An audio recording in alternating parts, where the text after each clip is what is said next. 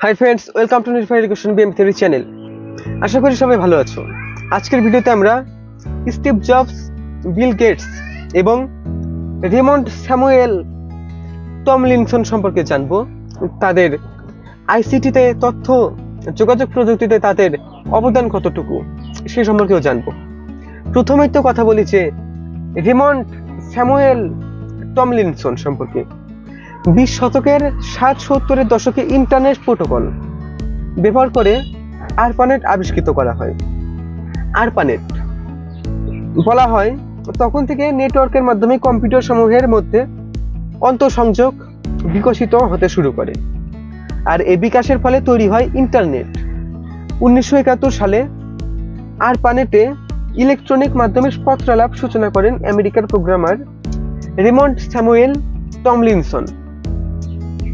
Raymond Samuel Tomlinson sir একজন programmer ছিলেন। তিনি প্রথম ইমেইল পদ্ধতি চালু করেন। ইমেইল পদ্ধতির আবিষ্কারক রেমন্ড স্যামুয়েল টমলিনসন। এখন একটু স্টিভ জবস নিয়ে কথা বলা যাক। মাইক্রো প্রসেসরের আবির্ভাবের পর বিশেষ করে যুক্তরাষ্ট্রে সেটি ব্যবহার করে পার্সোনাল কম্পিউটার তৈরির কাজ শুরু করা হয়। স্টিভ জবস 1955 সালে জন্মগ্রহণ করেন এবং 2011 সালে তিনি অসুস্থ অবস্থায় মৃত্যুবরণ করেন। তার দুই বন্ধু স্টিভ ওয়ানিক ও রোনাল্ড ওয়েন 1976 সালের 1 এপ্রিল অ্যাপল কম্পিউটার নামে একটি প্রতিষ্ঠান চালু করেন। প্রতিষ্ঠানটি বর্তমানে বিশ্বের অন্যতম বৃহৎ প্রতিষ্ঠান। অ্যাপলের হাতেই পার্সোনাল কম্পিউটারের নানান পর্যায়ে বিকশিত হয়েছে। এখন বিল গেটস সম্পর্কে একটু কথা বলা যায়। অ্যাপলের পরেই অন্যদিকে 1981 সালে আইবিএম কোম্পানি তাদের বানানো পার্সোনাল কম্পিউটারের অপারেটিং সিস্টেম তৈরি করার জন্য বিল গেটসকে ও তার প্রতিষ্ঠানকে একটি দায়িত্ব দেন, মাইক্রোসফট দায়িত্ব দেন। বিল গেটসের পুরো নাম William Henry Bill Gates.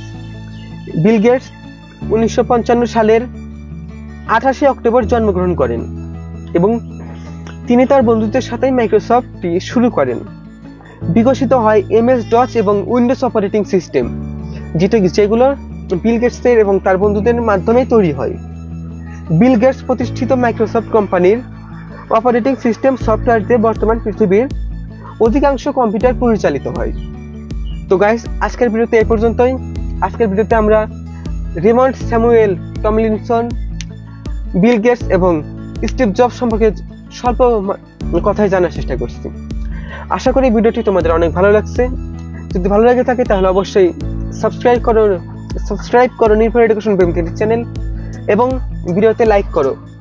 Comment করে জানাও তোমাদের কিরকম ভিডিও ভালো লাগে এবং ভিডিওটি অবশ্যই শেয়ার করে দিও।